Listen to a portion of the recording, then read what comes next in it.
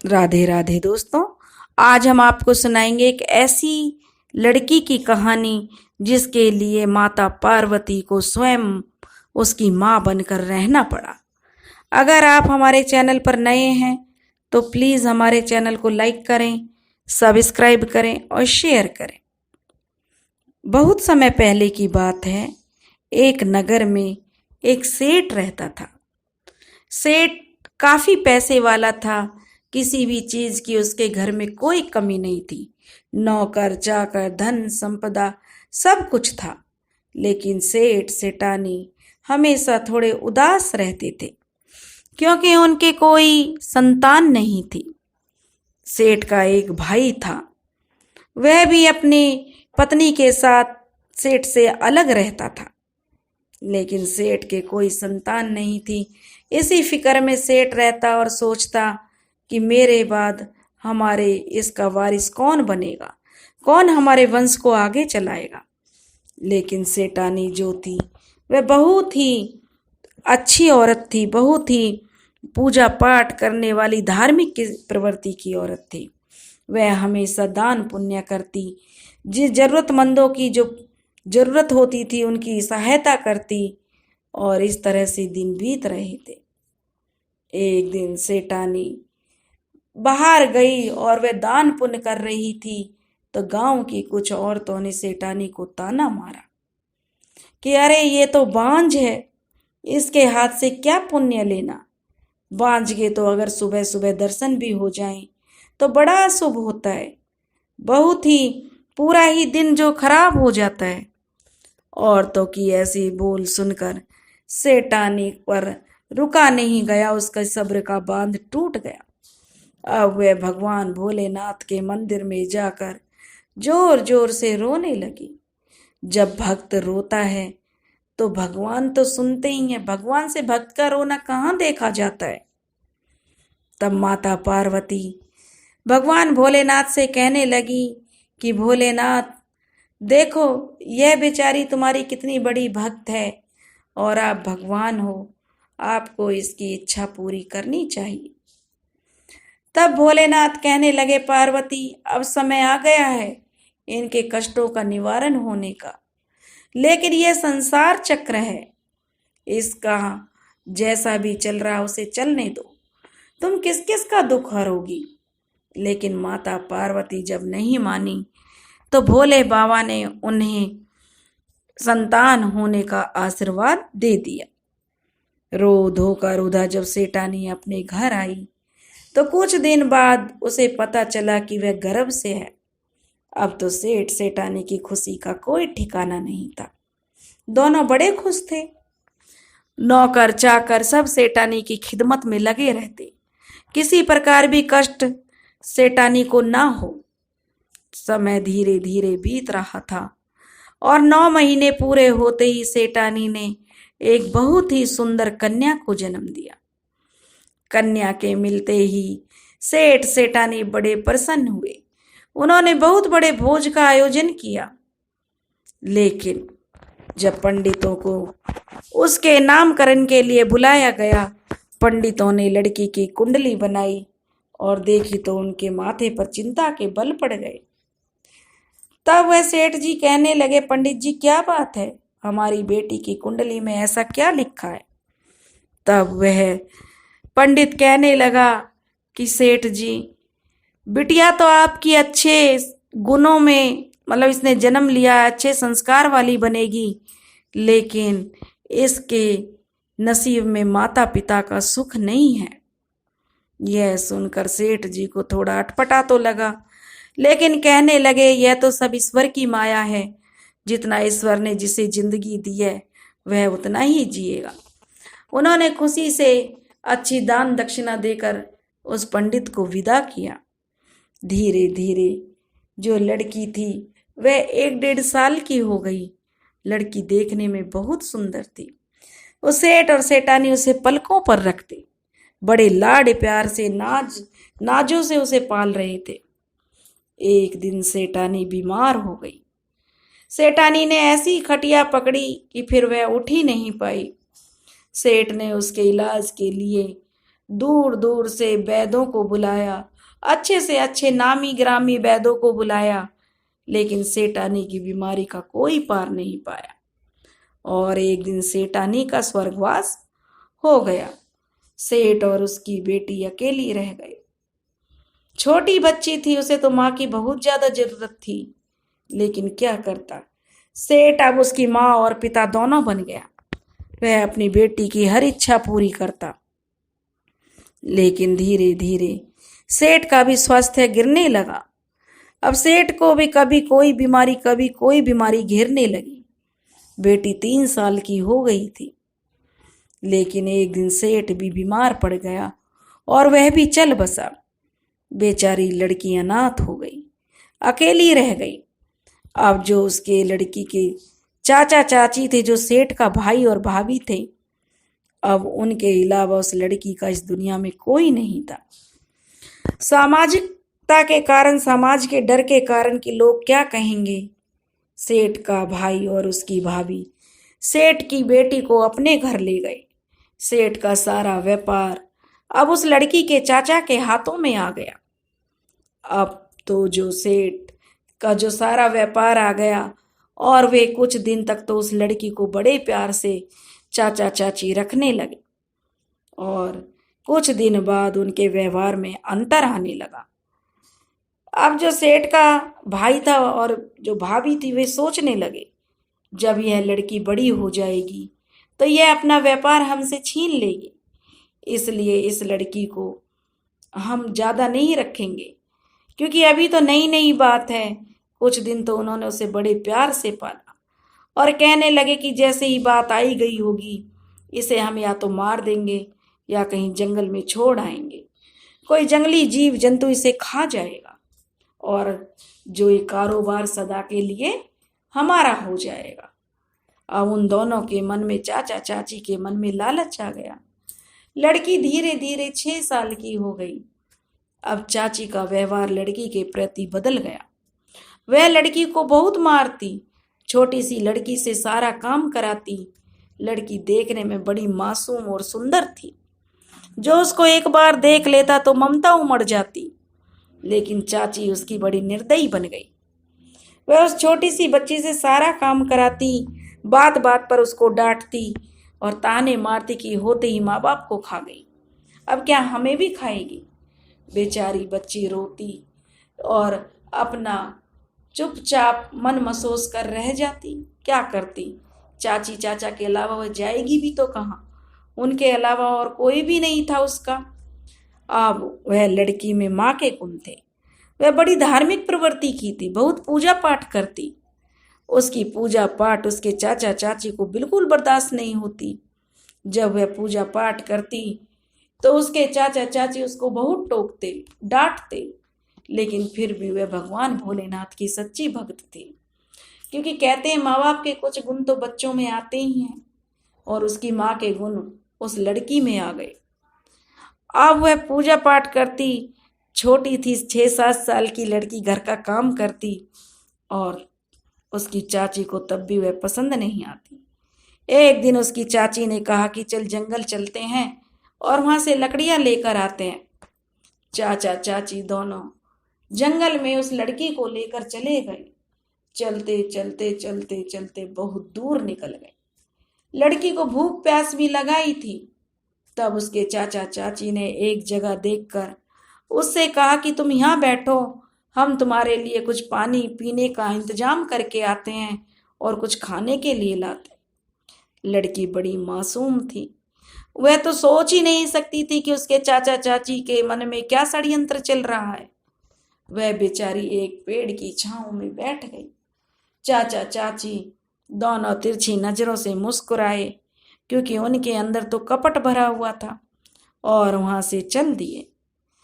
चलते चलते चाचा चाची तो गांव में आ गए, लेकिन वह ऐसे ऐसे रास्तों से लड़की को लेकर गए थे कि वह गांव का रास्ता भी नहीं ढूंढ सकती थी। जब सुबह से शाम हो गई, लड़की के चाचा चाची नहीं आए और बियाबान जंगल में वह बेचारी अकेली बच्ची, तो उसे डर लगने लगा, थोड़ी घबरा गई। जानवरों की अजीब सी आवाजें गूंज रही थी। और अंधेरा छाने वाला था। वह बेचारी देखी कि इधर उधर घूमी दौड़ी कि कहीं रास्ता मिल जाए, लेकिन वह तो जंगल में भटक चुकी थी, अकेली थी, और वह ओम नमः शिवाय भगवान का जाप करती जा रही थी और कह रही थी, भगवान तुम्हारे सिवा मेरा कोई नहीं है, और रोए जा रही थी। जब वह इतनी जोर जोर से रो रही थी, संयोग से उसी समय माता पार्वती और महादेव उधर से निकले हुए जा रहे थे। जब माता पार्वती ने उस लड़की के रोने की आवाज सुनी तो माता पार्वती से रहा नहीं गया। बिल्कुल दिल को झकझोरने वाली उसकी आवाजें थीं। इतना वो विलाप कर रही थी कि माता पार्वती से देखा नहीं गया। माता पार्वती कहने लगी, महादेव हमें इस लड़की का दुख दूर करना चाहिए। देखो कितनी मासूम सी अकेली बच्ची है।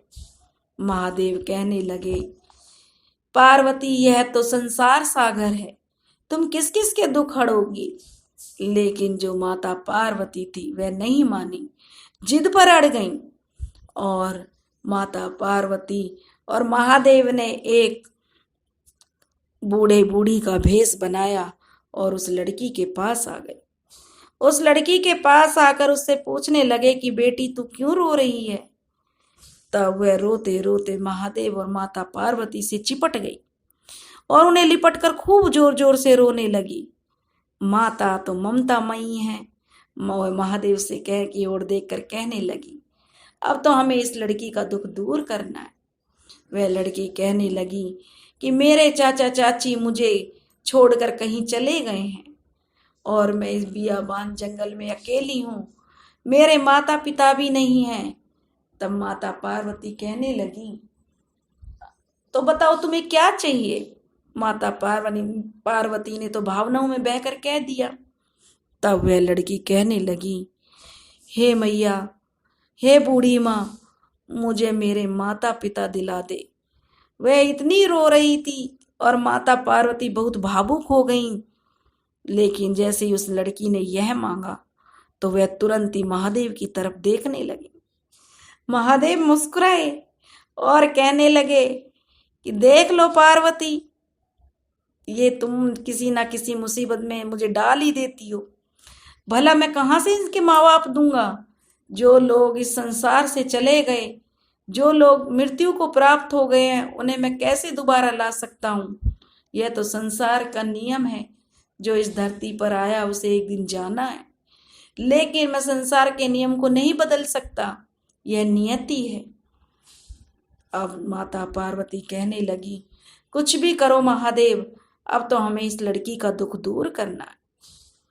तभी वे उस लड़की से कहने लगे, बेटी यहाँ से तुम थोड़ी सीधे जाओ, वहां पर तालाब के किनारे एक कुटिया बनी हुई है, उसी में जाकर बैठो, हम तुम्हारे माता पिता को लेकर आते हैं। लड़की वहां से चल दी, उस कुटिया में पहुंच गई। उधर महादेव और पार्वती विचार कर रहे हैं कि अब इस लड़की को माता पिता कहाँ से दें, कैसे करें। तुम तो पार्वती भावनाओं में बहकर कह देती हो, लेकिन उसे पूरा करना मेरे बस में नहीं रहता। कई बार तुम मुझे परेशानी में डाल देती हो, ऐसा कुछ कर देती हो कि जो नहीं करना चाहिए। अब माता पार्वती कहने लगी, ठीक है महादेव, मैं उस बच्ची को कैसे छोड़ दूं, कैसे वो विलाप कर रही है। मैं एक माँ हूं, मैं उसकी समझ सकती हूँ एक बच्चे का दुख। तो महादेव कहने लगे, अच्छा ठीक है। तब माता पार्वती कहने लगी, एक काम करते हैं, अभी लड़की छोटी है, 6-7 साल की है, उसे माता पिता की सबसे ज्यादा जरूरत है, क्यों ना हम उसके माँ बाप बन जाएं। महादेव को यह बात अच्छी लगी, बोले ठीक है, लेकिन जो हम उसके माँ बाप तो बन जाएंगे। तो ठीक है, उन दोनों ने तय कर लिया और उस लड़की के माँ बाप का रूप लेकर उसके पास आ गई। लड़की अपने माँ बाप को देखकर बड़ी खुश हुई और उन्हें चिपट गई। माता पिता को पाकर लड़की निहाल हो गई। अब वह महादेव पार्वती के साथ उसी जंगल में रहने लगी। माँ बेटी का सा प्यार माता पार्वती उसे माँ का प्यार देती और वह भी अपने माता पिता उनको समझती। अब जो महादेव को तो अपना संसार चलाना है, उसके लिए भी जाना होता था, इसलिए महादेव कहने लगे, पार्वती, मैं उस लड़की के सामने कहने लगे कि बेटा, अगर मुझे कमाने के लिए जाना है, अगर मैं कहीं कमाने नहीं जाऊंगा तो घर का खर्च कैसे चलेगा। अब महादेव जी तो थोड़ी देर के लिए आते, सुबह होती आते और शाम को तक चले जाते। अब वह लड़की भी समझती थी कि पिताजी तो मेरे काम करने के लिए गए हैं। माता पार्वती के साथ वह बड़ी प्रसन्न रहती। ऐसे ही दिन बीत रहे थे। अब लड़की 16 साल की हो गई। वह बहुत सुंदर, खूबसूरत परी जैसी सुंदर थी, और जिसकी माता साक्षात माता पार्वती हो तो उनमें तो संस्कार होने ही होने हैं। अब महादेव से एक दिन माता पार्वती कहने लगी, महादेव, अब हमारा समय पूरा होने वाला है, अब हमें इस लड़की के लिए सुंदर सा वर देखना चाहिए। महादेव जी उसके लिए सुंदर सा घर वर तलाशने लगे और एक गांव में जा गए। वहां पर एक सेठ का लड़का था जो कि बहुत ही संस्कारी था, बहुत ही पूजा पाठ करने वाला था। भगवान ने उसके साथ अपनी बेटी का रिश्ता तय कर दिया। समय से बारात आई, जंगल में बारात आई। सेठ यह देखकर हैरान था कि उसने किसके साथ अपने बेटे का रिश्ता कर दिया, एक झोपड़ी है।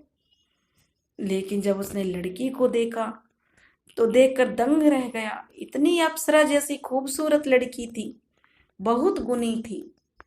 और जो महादेव ने अपनी बेटी के विवाह किया, तब वो अंदर गए तो क्या देखते हैं, झोपड़ी के अंदर ही इतना सुंदर महल बना हुआ है और सभी दैवी देवता, भूत प्रेत, जो भी गण थे शिव जी के, सब रूप बदल बदल कर मेहमान बने हुए हैं। जंगल में मंगल हो रहा था। सेठ के बेटे की बड़ी धूमधाम से शादी हुई। महादेव पार्वती ने अपनी उस बेटी को विदा कर दिया। विदा करते समय माता ने उसे एक माँ की तरह समझाया कि बेटी, ससुराल ही बेटी का घर होता है। अब वे अपनी बेटी को विदा करके वहां से चल दिए अपने कैलाश पर्वत की तरफ, और बेटी विदा होकर ससुराल चली गई। बेटी का व्यवहार इतना अच्छा था कि ससुराल में सब उसे हाथों पर रखते, बहुत प्यार करते, और उसकी जो सास ससुर की वह भी बहुत सेवा करती। उधर जो उसके चाचा चाची थे, उनके तो उस लड़की को जंगल में छोड़कर आ गए। तो उन्होंने सोचा था कि इतने दिन हो गए, वह तो वापस आई नहीं। उन्हें उनके व्यापार में बहुत बड़ा घाटा हो गया और ना ही उन्हें कभी संतान प्राप्ति हुई। वे बिना संतान के रह गए और घाटा होने के कारण उनकी इतने कंगाल हो गए कि उनके लिए खाने के लिए एक दाना तक नहीं रहा। वे लोग भीख मांगने लगे और उसी पर अपना गुजारा करने लगे। लेकिन अब चाचा चाची सोचते थे कि शायद हम उस लड़की के साथ ऐसा ना करते तो शायद हमारे साथ ऐसा नहीं होता। अब वह उस लड़की के लिए तड़पते कि उसे ही हम अपनी बेटी बना लेंगे। भगवान ने हमें औलाद से वंचित कर दिया। लेकिन वे सोचते थे इतने बियाबान जंगल में हम उसे छोड़कर आए थे, उसे तो जरूर कोई जंगली जानवर खा गए होंगे। अब वे पश्चाताप की अग्नि में जल रहे थे। उनके दिन भी बड़े बुरे बीत रहे थे। एक दिन वे भिक्षा मांगते मांगते उसी गांव में पहुंच गए जहां सेठ की बेटी का विवाह हुआ था, और भिक्षा मांगते हुए उसके घर पहुंच गए। जब सेठ की बेटी ने देखा कि देखो मेरे चाचा चाची भिक्षा मांग रहे हैं, तो उसे बड़ा दुख हुआ। उसने अपने चाचा चाची को पहचान लिया, लेकिन चाचा चाची उस लड़की को नहीं पहचान पाए, क्योंकि वह तो एक सेठानी बनी हुई थी। वे तो सोच रहे थे कि वह तो मर गई होगी, जंगली जीव जंतु उसे खा गए होंगे। उन्होंने तो ऐसा सोचा भी नहीं था। जब लड़की उन्हें भिक्षा देने आई और उसने अपने चाचा चाची को पहचान लिया, तो उन्हें वह अंदर घर के ले गई। घर में अंदर ले गई, उन्हें आसन पर बिठाया, अच्छे से हाथ मुंह धुलाकर पेट भर के भोजन खिलाया। तब उनसे कहने लगी, चाचा, मैं तुम्हारी बेटी हूं, और पूरी बात वह बताने लगी। उसके चाचा चाची यह सुनकर बड़े हैरान हुए और उसने पूरी बात बताई कि मैं माता पिताजी के साथ जंगल में रही, उन्होंने ही मेरी शादी की है। यह बात सुनकर तो उसके चाचा चाची और ज्यादा चौंक गए कि भला मरे हुए इंसान कैसे आ सकते हैं। तब उन्होंने तय किया कि चलो हमें उसी स्थान पर लेकर चलो जहाँ तुमने अपना बचपन बिताया। अब वह लड़की अपने चाचा चाची और ससुराल वालों के साथ जब उस जगह पर आई तो वहाँ कुछ नहीं था। सिर्फ वह बड़क और पीपल का पेड़ था, झोपड़ी थी, तालाब था, लेकिन वहाँ कुछ नहीं था। जब उस लड़की ने देखा वहाँ कुछ नहीं था तो सब बड़े अचंभे में रहने लगे कि कौन भूत प्रेत था जिसके साथ यह रही, जिसने इसके माँ बाप होने का फर्ज निभाया। लेकिन उस लड़की की भावना सच्ची थी। घर आ गई, रो रही थी कि मेरे साथ ऐसा क्या हुआ, कहाँ गए मेरे माता पिता। रात को सपने में महादेव और पार्वती आए और उन्होंने उस लड़की को सारी बात बताई कि बेटी, इतने साल हमने तुम्हारा लालन पालन किया। यह सुनकर लड़की हाथ जोड़कर रोने लगी। हे माता, तुम इतने दिन तक मेरी माँ बनकर रही और मुझे पता भी नहीं चला। मैं कितनी भाग्यशाली हूँ जो मुझे माता पार्वती माता रूप में और भोलेनाथ मुझे पिता रूप में प्राप्त हुए। सारी बात जानने के बाद लड़की बड़ी निहाल हो गई। उसने सारी बात अपने घर वालों को बताई। घर वाले भी बड़े प्रसन्न थे। हे माता पार्वती, हे भोलेनाथ, जैसे तुमने उस लड़की की लाज रखी, उसकी मनोकामना पूरी की, उसका दुख दूर किया, ऐसे ही इस कथा को सुनने वाले और कहने वाले के सभी के दुख दूर करना। बोलो हर हर महादेव।